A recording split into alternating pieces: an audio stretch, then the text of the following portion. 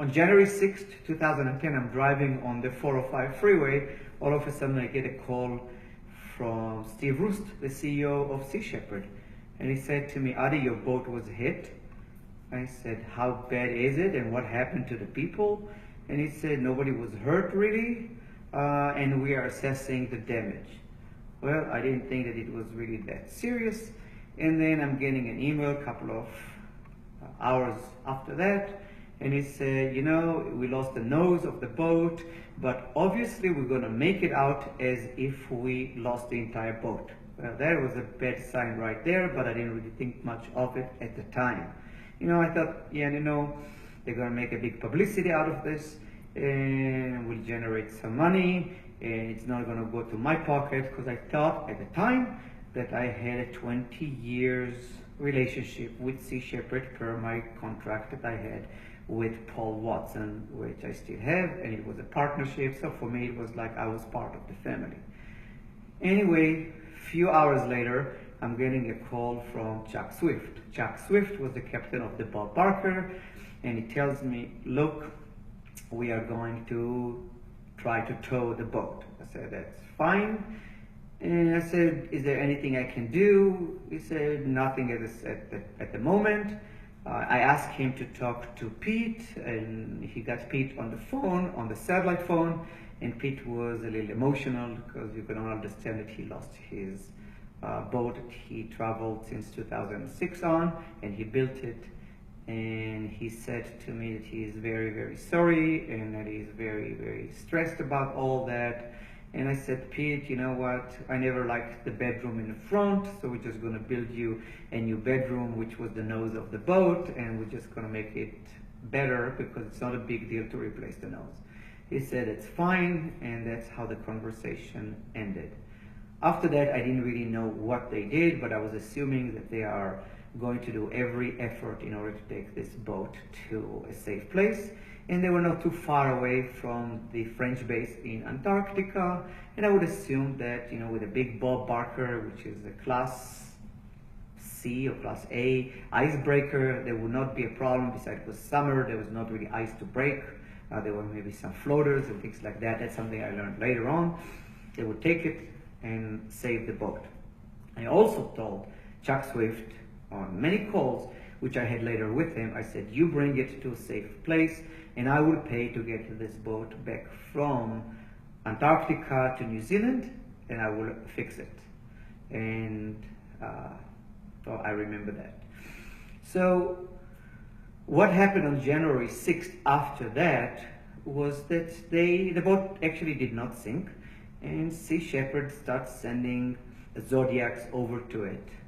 And for some reason, they were removing all the good gear from the boat, which was the electronics, the stereo, the radar, the tools, and all that stuff. I don't know if anybody ever asked at the time, because I was not aware of that, is why do you dismantle a boat which you have an intention to save and tow into a safe place and give it back to whoever owned that boat? Later on, I found out what the idea was.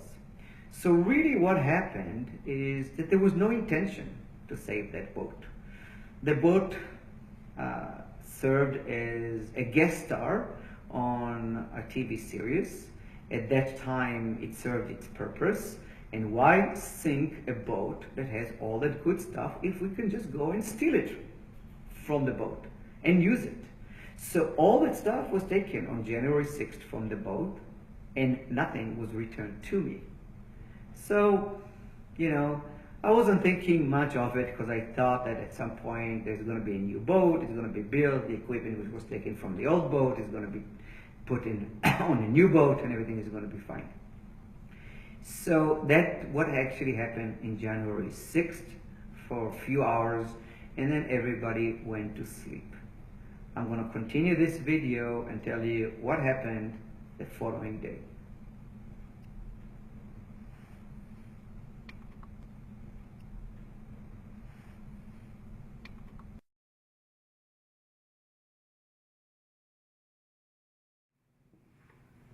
Six years ago, on January 7th, 2010, it was the second day that my boat was hurt and Sea Shepherd crew on the Bob Barker tried to salvage it. I just want to make clear that there are two different kind of people on Sea Shepherd.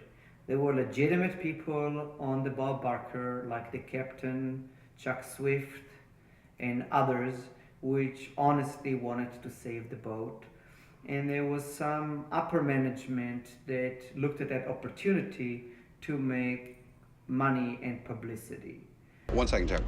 I think it's important that we get this kind of attention in order to expose Japan's activities down in these waters, and the more exposure of those activities, the better it is for our campaign. If you go into Paul Watson's claim, and he said that just in the first 2 hours after the collision, Sea Shepherd made $170,000. And it's somewhere in some of his writing, and you can probably find it on the web if you search for it. So they started with their operation on Wednesday, which was January 6th, and they were removing a lot of that stuff as we saw in pictures and video of where we were. The one thing that they have removed that they shouldn't have removed was the GPS locator. That GPS locator was installed on the Ady Gil by Pete Bethune when he originally built Airtrace. The reason was if he was lost anywhere in the ocean, he could be found. He said to me later that he put really large batteries on this that could potentially keep that locator for up to 2 years. While they were removing all the electronics, they have removed the GPS, the batteries, and the locator. Now, there are two reasons for that. One is you don't pay attention to what it is that you're removing, and the other reason is you just don't want it to be found later on. So they were going into a first legitimate tow, and that tow was not that successful, and the boat was not really taking water, but the rope broke.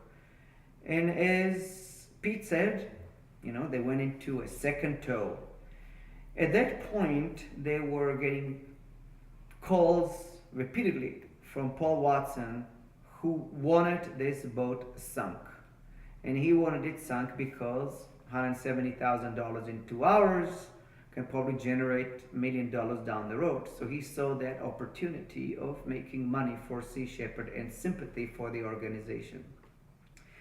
So these calls eventually convinced the people on the Bob Barker to take action. And Pete revealed to me about 6 months later that was proven to be right, is that at some point they had to give in to Paul Watson demands and make a plan to sink the Ady Gil. Now, you don't want to be caught sinking it. So what is it that they did? About 30 hours after the boat was hit, and while it was under a tow, which was actually successful, going very slow, about 1.5, 2 knots, 3 people, as Pete said, went on the Ady Gil, the boat. And there was Chuck Swift, the captain of the Bob Barker, Luke Van Horn, that was the communication officer, and Pete Bethune himself. Now, the idea was, how do you sink a boat with nobody knowing that you did so, and not having this thing sinking so quickly that you're being caught? So what is it that they did? On January 7th, at night, which was 30 hours after the original incident, Pete Bethune went into the engine compartment of the Ady Gil. In the engine compartment, it has seacocks. Seacocks are those tubes that suck water from the ocean to cool those two diesel engines. And they have viewing ports that you can see if there's any debris going into it. And these viewing ports look almost like your water meter, and it has a round glass to it with a lot of screws.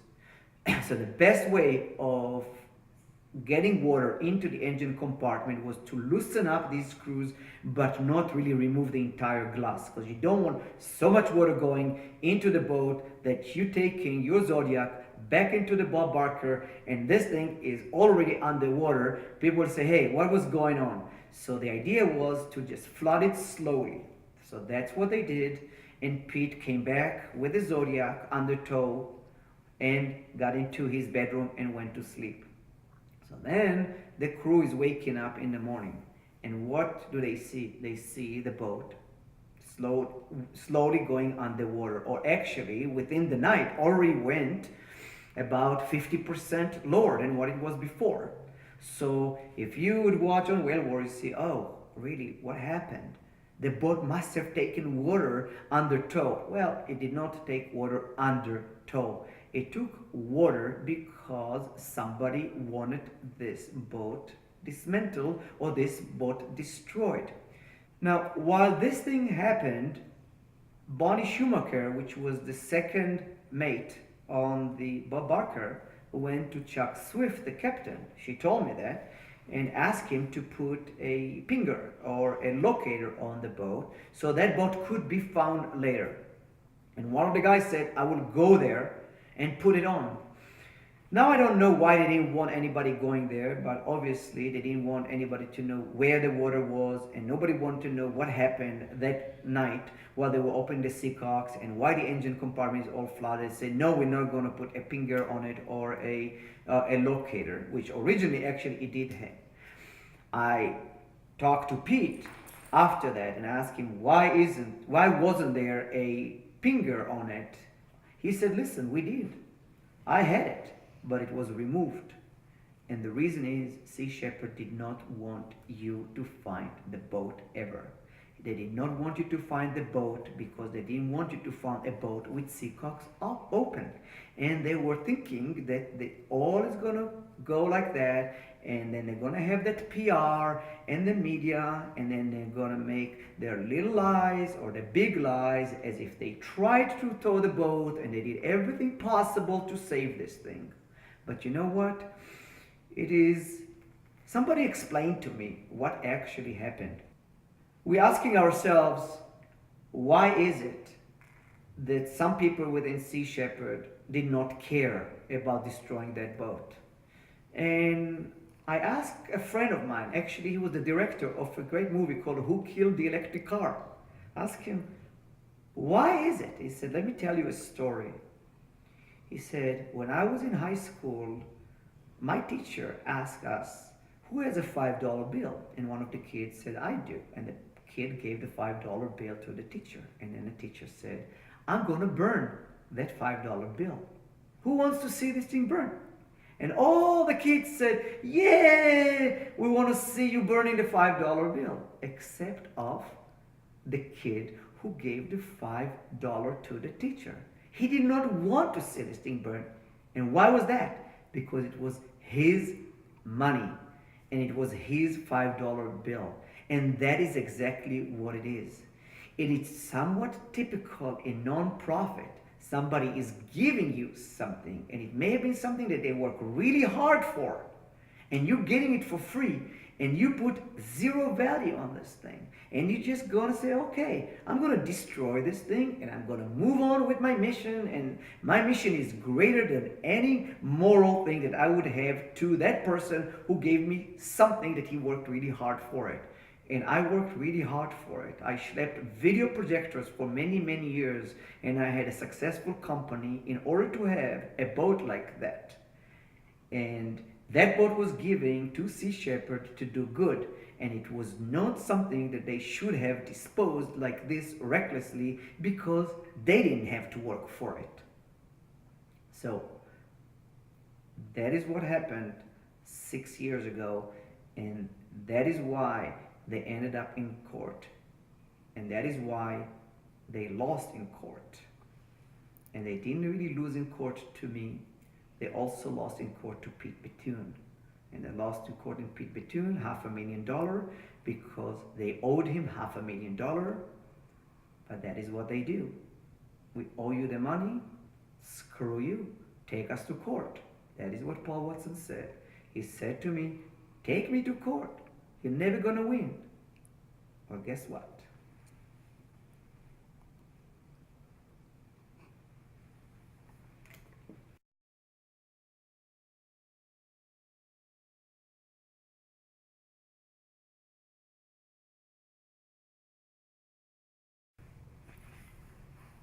Today is January 8, 2016.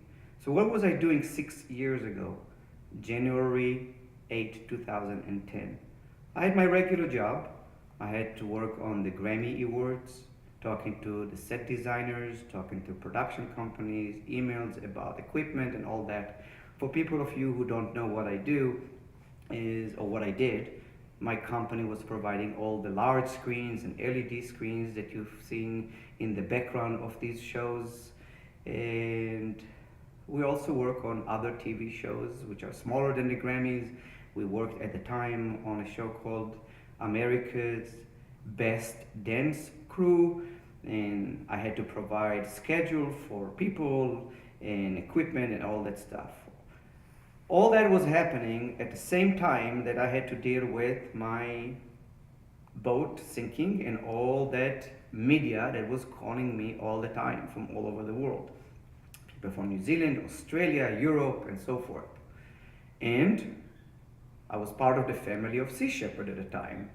So what does somebody who feels so connected to the organization would do is let's have a fundraising, and let's have fundraising for the company that you love so much, Sea Shepherd, and let's get some money in order to build a new Ady Gil, as I assumed that they will do based on promises, contracts, and all that stuff. So my point of contact at Sea Shepherd was Steve Roost. Steve Roost was at the time the CEO of Sea Shepherd, and Steve Roost actually flew to Los Angeles. And we talked about a fundraising. And I said, I'll open my home and we will have many people here and we'll collect tickets at the door. And I will also ask my friends through emails to send checks, donations, and all that stuff.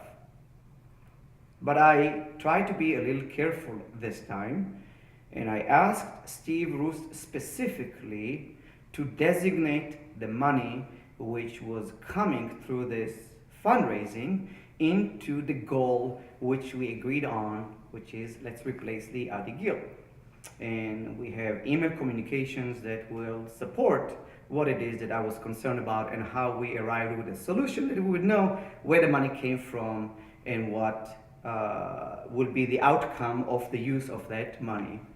So while I was doing all that stuff, ordering drinks from Bevmo, you can see the my order here, and getting the dance floor for my house and rentals for the tables outside and hiring security for the front of the house so people will not crash the party, and moving all the furniture and ordering food and catering and all that stuff.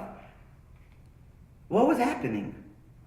Paul Watson, at the same exact time, was freaking stabbing me in the back. That's what he was doing at the same exact time. But he is a sneaky bastard because he does all that stuff and think that he would never get caught. And he think that he can do it without telling anybody. And he think that I would not ever find out that he was calling Chuck Swift and say, sink Ady's boat. So while they were destroying my boat and abandoning it in the ocean, I was here making a fundraising for Sea Shepherd to collect money so they will have it to build another Ady Gil. This is actually what happened on January 8th. And I spent a lot of money on this thing, and I spent a lot of time on it, and I trusted these people. And maybe I shouldn't. And maybe I should have read a book by a fabulous author. His name is Captain Paul Watson. This book, it has some fascinating stuff in it, really, you know. The law of eco-guerrilla activity. Do not get caught. Well, why would you need to get caught? Silence is imperative. Write nothing down. Write nothing down? Aren't you sitting every day on freaking Facebook, writing one thing after another? Page 38.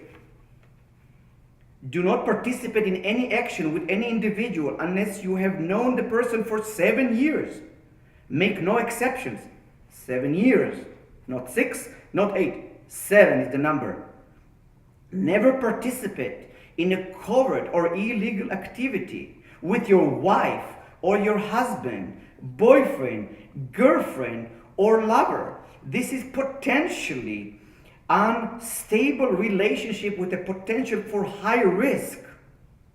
If caught, you see, the first one is do not get caught. But if caught, remember, nobody talks, everybody walks. Seriously. And nobody signs, everything's fine. That's good. It's not only a book, it looks like he's a poet. Never admit nothing. Nothing spelled N-U-T-H-I-N. Okay? Never burden your supporter. Insure yourself. Provide for bail and legal defenses. Provide for legal defenses. So who is paying the legal defenses of Paul Watson? Because Paul Watson and I, we still have a little bit of unfinished businesses going now in Los Angeles federal court. Remember the war on Ady Gil? Ady Gil has a knife at his house, which he is proudly presenting that he got from a Faroese whaler. Yes. So let's see what's number 10 is here. Be psychologically, philosophically, and emotionally prepared for confrontation and stress of covert operation. Well, Paul Watson, be prepared.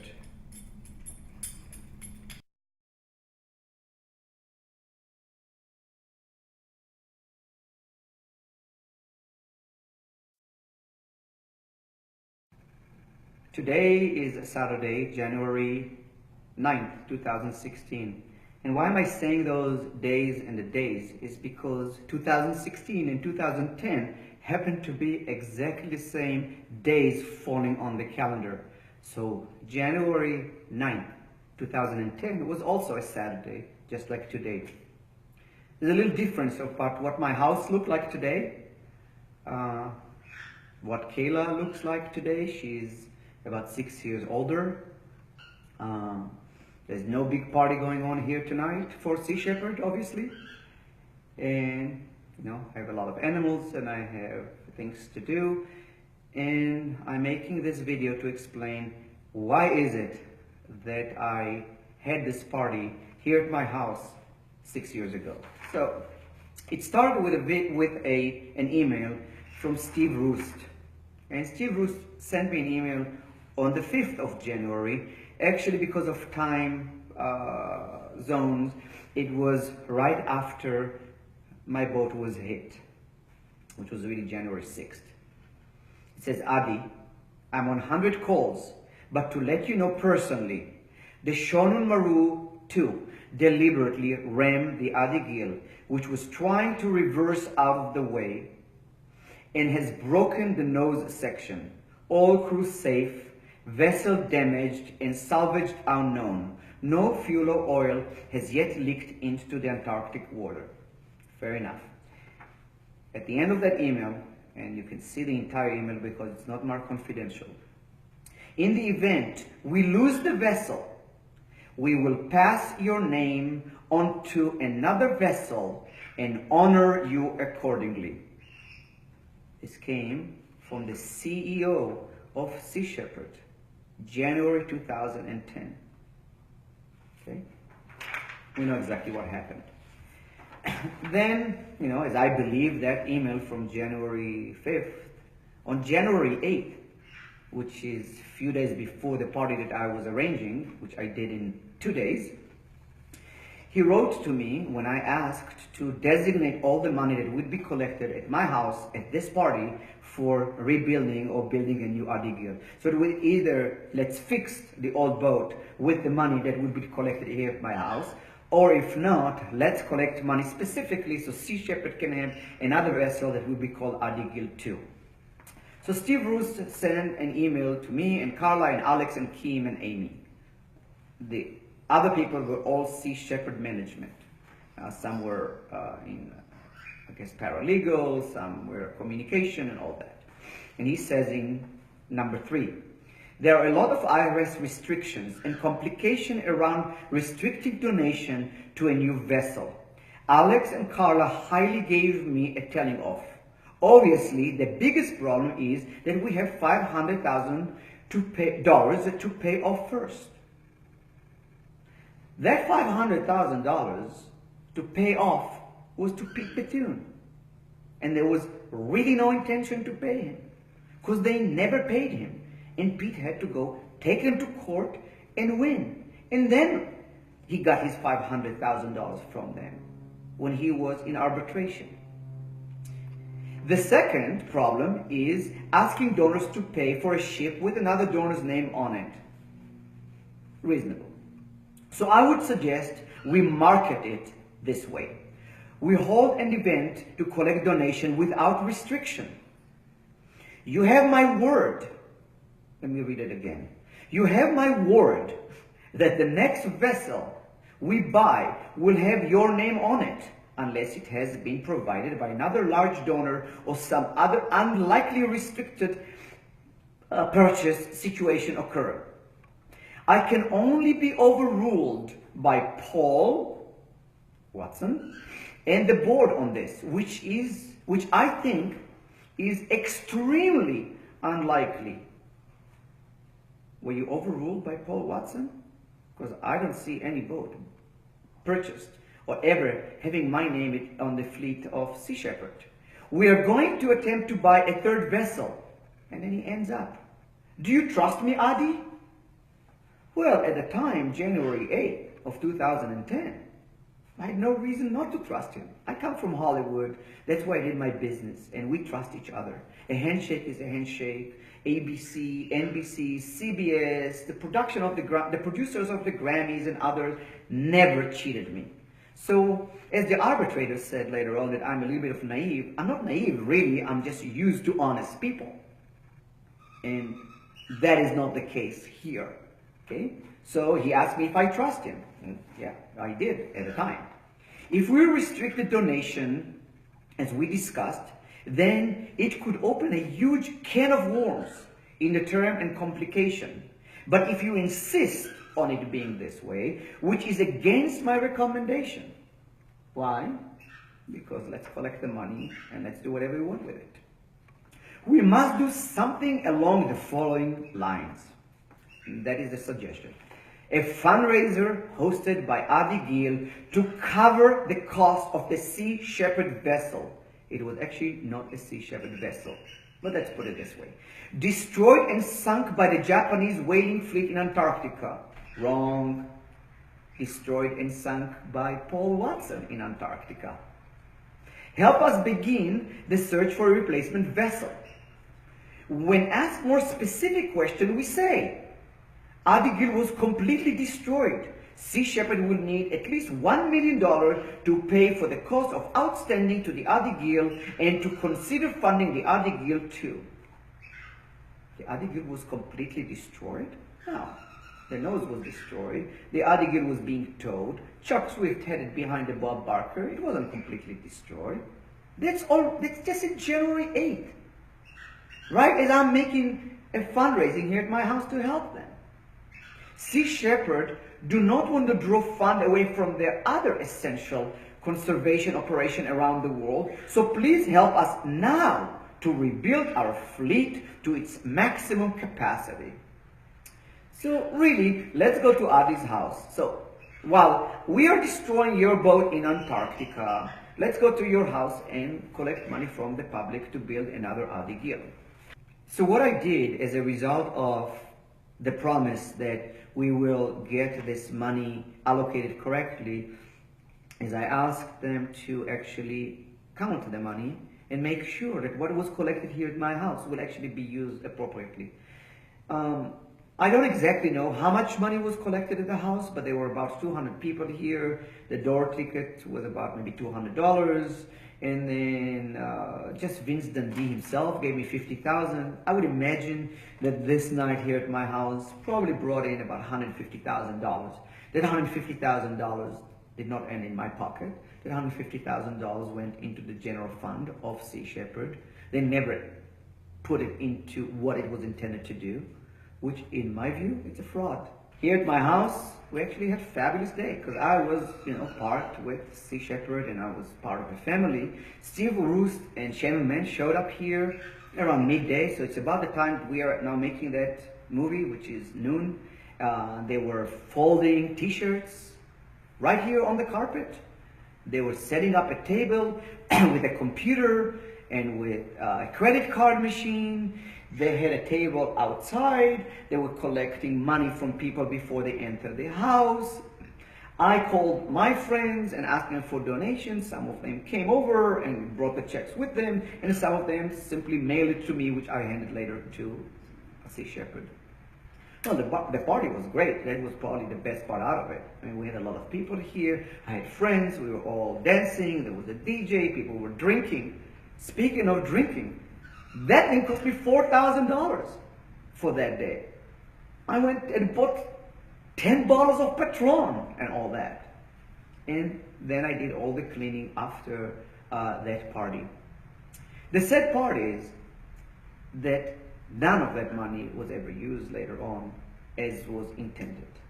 So people were asking me if I wouldn't mind read a little bit more from this fabulous book, this one. So I promised that in every video I would find a section, there are some better, some worse, and here is something about the media which kind of like explain why this whole thing was happening, because it was really a media stunt.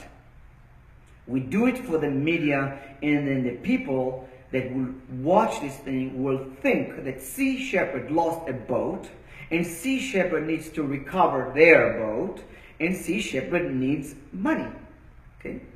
So, here is what Paul Watson writes about the media laws. There are 10 of them, but I'm going to read 1, 2, 3, 4, 5, 6 of them, so I'm not going to bore you. Okay? Number 1, the media is not concerned with facts, figure, statistics, or scientific reports. The media is interested in drama, scandal, violence, and sex. And that is why we need to use the media to make whale wars, because whale wars is drama, scandal, violence. We're going to get into this violence part a little bit later on, because that violence is told as if we, Sea Shepherd, as he says, are going down there and we are at risk of our life. And we all know, have seen Paul Watson being shot. Now, since this is part of my legal proceeding of case number 2 and number 3, I decided that I'm not talking about any future things right now unless they are concluded in court. So, number 2. Without visuals, there is no story on television. Without photographs, you have a weak story in the print media. So you really need to have a lot of media in order to tell your story. So sometimes you even have to fabricate stuff. Remember that. Learn to use the media or you will be abused by the media. Media manipulation is merely a matter of survival in the media culture. He's telling that you need to manipulate the media. And once you manipulate the media, then it serves to your own benefit. And sometimes the goal to manipulate the media is to collect money from decent people that are watching this, watching whale wars, watching videos coming on Facebook, believing that this is the truth.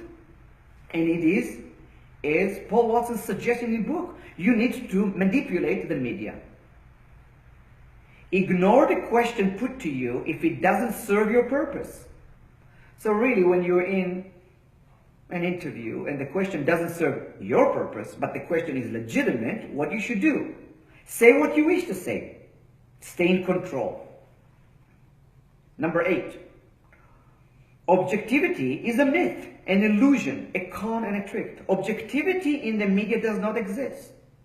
So basically all the media is lying to everybody. The illusion of objectivity may work as a strategy, but only a fool would believe that it is really within the media culture. He's probably saying to his own audience, on Whale Wars, you guys are fools if you believe what's going on Whale Wars. Because I am in number, what was that? When he would say about manipulating. Number 3, he said, we need to manipulate the media. So I'm going to manipulate the media. I'm going to make something that will look real, but you are a fool to believe it. And then number 9, the media defines reality. What is real is what you report. The public believes what it is told to believe. So what is it? It is, I need to be a crook. I need to manipulate the media. And while I manipulate the media, my audience are idiots. And if they are idiots, they believe what I say. And I'm going to use everything in the media for myself, so I can make as much money as possible and completely ignore the mission of what it is that my company, my nonprofit, is really founded upon, which is integrity, which is serving the public. And this is why when people give money to nonprofit organizations, the government let them deduct it and let them write it off, is because nonprofit are in some degree an extension to the government. It's just in private hands to do good things for the public and not to serve the egomaniac individuals that run these organizations.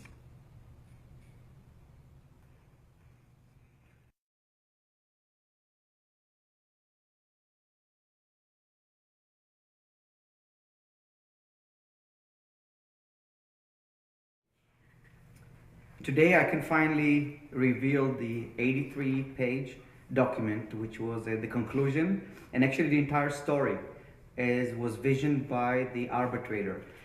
The first thing we should look at is page number 19, and you can see in the document that the arbitrator found Mr. Watson not to be genuine, and you can read the entire paragraph and say how Mr. Watson was not really honest, he was evasive, and in contradiction to him, Mr. Gil's testimony appeared to be genuine and somewhat fuzzy in detail and perhaps colored in hindsight by strong emotion of betrayal on the part of those in whom he had placed a perhaps naive degree of trust.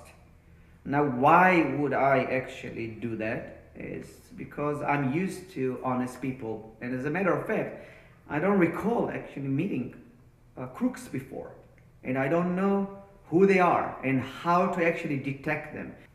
Now, one of the most credible people that she found was Mr. Swift. Mr. Swift, Chuck Swift, was the captain of the Bob Barker. Mr. Swift was highly credible in his testimony about matters he directly observed and that were within his area of knowledge and competence. She said that he was at some point almost to tears because he really regretted his decision to scuttle the Ady Gil, and I saw him. He was looking into my eyes and he was really, really, really sorry, and he had tears in his eyes. Then there was another person that Sea Shepherd brought as a witness. His name is Matthew Kimura, and he said that the tow of the Ady Gil was successful. So Sea Shepherd, though, with a small group of people, and at that point was Paul Watson, Chuck Swift, Luke Van Horn, and Pete Bethune, kept all of that in secret and lied to the rest of the Sea Shepherd crew. They did not know, the rest of the crew, what the guys were doing. Mr. Swift describes a first genuine offer to tow, which was working, followed by a photo attempt after the scuttling that was designed to fail. He explained, "I wanted to save the vessel, and it was my intention to try to save that vessel." Similar to Mr. Kimura, Mr. Swift describes an initial tow of at least several hours that was successful, with the Ady Gil not sinking as it was towed. Swift's recollection was that only after several hours of successful and genuine effort to tow did the line break for the first time, and was reattached to resume the tow at a slower rate, which put less stress on the rope. From that point on, he testified, the tow line did not snap again until after the sea valves, or you've heard a different terminology, the sea cocks, on the Ady Gil were deliberately open in order to scuttle it. The consistent recollection of all witnesses, I'm going to repeat, all witnesses, was that as long as the Ady Gil was sitting fairly high in the water, the tow appeared to be working. So in order for the tow not to work, something needed to happen. And what needed to happen was to get water into the boat itself to make it heavy. So Mr. Bethune explained why they went along with the instructions. Keep in mind, and that is a quote, keep in mind, at this stage, I'm there as a Sea Shepherd person. I'm a Sea Shepherd volunteer, and I have signed an agreement to say that I will follow orders. At this time, I consider I'm a Sea Shepherd person. My boss has given me instruction to sink the boat, and that's what I did. And in hindsight, I made a bad call. Mr. Bethune's story of the alleged scuttling has been largely consistent since he first articulated it in October of 2010. In October of 2010, Pete sent me an email and said, "Ady, I have to admit to you what I did, and I scuttled your boat, and it was Paul Watson's order." Chuck Swift then explains what happened exactly, and he said, "I was trying to respectfully, because I worked for him." Again, going back to we were like brothers for a long time, Paul and Chuck Swift. But we were yelling, and I was saying, this is an organization asset. We can recover it. We are recovering. We have a plan. We've already lost the Japanese fleet, which if you lose the Japanese fleet, you do have the time to continue with the tow. And that's what he was telling Paul. Our mission is to try to save the whales, but saving this organizational asset might help us save the whales. If Sea Shepherd kept that boat, it could have potentially helped them with their mission to save whales. And this is really important, over a 12 or 24, 36-hour period, I was getting calls on the bridge. And that was the entire time that that boat was under tow, and everything that happened was around 36 hours. I was getting call on the phone. I was getting call on the radio from Paul, and I also from his first mate Rokin Malcolm, and from the helicopter pilot, Chris Oldman. And I was being told, play the game. How come you are not following Paul's order? You need to get on with the program and do what needs to be done. And after however many times, and after all of those hours without sleep, and out of respect for Paul, because remember, I am a captain, and he's the admiral. You guys see the picture from Paris? Admiral. I still love and respect him. He's done a lot of good things, which I would probably agree in his old days. I've seen some pictures of him on Zodiacs during his time with Greenpeace, with Michael Bailey.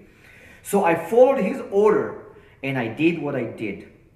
Then he continues and say, I finally just kind of like threw my hands up and said, okay.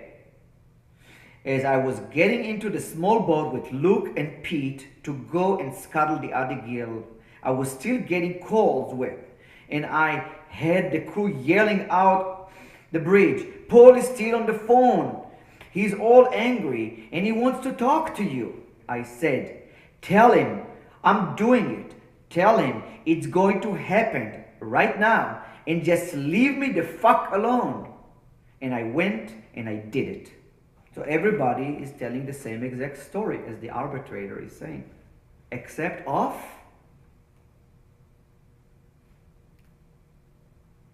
Paul Watson. Paul Watson has a different story, but actually Paul Watson did not have one different story. But Paul Watson had many different stories. It depends when the story, whether it was written, whether it was Facebook, whether it was talking to somebody, there were a variety of stories about this thing, and it was completely inconsistent, one story to another. And she said, by contrast, Paul Watson's position on this issue has shifted numerous times. She noticed that he shifted. In his own deposition, he denied being aware of any point in time the seacocks of the Ady Gil had been opened. He, under oath, in a deposition, is unaware that he asked Chuck Swift to open the seacocks. Maybe he doesn't even know what seacocks are. He invoked the Whale War video segment in which he was recorded as telling Mr. Swift that the decision what to do with the Ady Gil was entirely Mr. Bethune's to make. It's Pete's boat, it's Pete's decision. Mr. Watson's claimed that this segment was recorded prior to the decision to abandon the vessel and not taped after the fact as other claimed. Discussed further below. What happened is they needed that segment for Whale War, but they didn't have it because the discussion never happened because Pete Bethune never took the position to make the decision. It was Paul Watson. So now for Whale War in the audience, you need a segment. So what do you do for television? It's really very simple. You just go and you record it and you sing and you just plug it where you need it in the show. And you, the audience, believe that this is a reality. But it happened 2 days later. Anybody can go and shift segments in video and put them wherever they want to. And this is what Whale War is all about. Is you can take pieces and put them wherever you want to do. And they are under no obligation to tell the truth. Hey, this is Chuck on the Barker. I need to speak to Paul, please. Hello? Hello? Hello? Hello? Hello? Hey, I'm staring out the comms office window at the Ady Gil. It's taking on the water, and it's sitting noticeably lower, and I'm guessing that within a couple hours it's going to be down. I'm thinking at this point we cut this thing loose and let it sink, then we go to try to catch the fleet. How do you feel about that? Oh, I don't know. It's really Pete's call. It's really Pete's call. It's really Pete's call. Okay, well, I would leave it up. Why was this whole thing revealed? One thing was, Pete was writing a book, and Sea Shepherd said they would help him publish the book, and they never did, so it really got him all upset. And he said he's going to come out with the truth. There was another thing. Sea Shepherd owed Pete Bethune $500,000. They didn't owe him $500,000 for his work or anything like it. In the original deal, I paid Pete Bethune $1 million, and Sea Shepherd said that they will pay him $500,000 a year later. And they never did. And that $500,000 was for the original purchase of the Ady Gil, and that money was supposed to go to Pete Bethune. And since they didn't, Pete Bethune took them to court, won the court case, and they paid him $500,000. So then Pete knew that he was owed $500,000, and he was playing a little bit with that $500,000. He said he would put Paul Watson with a lie detector and ask him 5 questions, and if Paul Watson can pass the lie detector on 5 questions, each one is worth $100,000. So with 5 good questions and good answer, truthful answer, Sea Shepherd would have said $500,000. But Paul was a little nervous about that. So, but what he said, I would be delighted to take such a test in return for $500,000. And then here's what he writes. He just forget that he wrote this thing. In fact, the question of did I ask Chuck and Pete to scuttle the Ady Gil, the answer is yes, I did. There was no other choice. The ship was unsalvageable and it was sinking slowly and was navigational hazard, which floated. So we assigned the sinking notified Australian Maritime Safety that we did it. No big conspiracy here. Chuck Swift is also talking about this $500,000 and the lie detector, and he say Paul was freaking out. At some point, Pete offered to forfeit his $500,000 if Paul would undergo a lie detector test, and Paul was kind of like terrified. So I asked him to let me think about something. And I spent 5 to 6 hours pacing back and forth in my apartment and formulated Sea Shepherd's public response, which was that we needed to sink the boat because it was a hazard, it was floating around. Mr. Bethune testified, we made the decision to remove the GPS transponder because we were worried that if anyone found that the vessel and saw that the seacocks were open, they would realize we deliberately scuttled the vessel, and that would make things very difficult for myself and Sea Shepherd. The arbitrator concluded from the evidence, and particularly from the credible testimony of Chuck Swift, that Mr. Watson did order the scuttling of Ady Gil. Sea Shepherd CEO Steve Bruce reminded the crew from shore that before leaving the Ady Gil to sink, get pictures, video of it going down. Gold for media. The Bob Barker crew was careful to do a slow circle around the vessel to film it. It was so that we could get the video and pictures out to the media. These were going to be the last images of the Ady Gil. The arbitrator concludes that this desire to maximize media attention ultimately led to the decision both to abandon tow effort and actively scuttle the Ady Gil. It is abundantly clear that respondents nonetheless prioritize their self-interest over their duties to Mr. Gil, and as a result treated Mr. Gil the same way they treated the whale war audience. You guys, if you watch the show, namely as someone not entitled to the full truth and certainly not entitled to meaningful real-time consultation.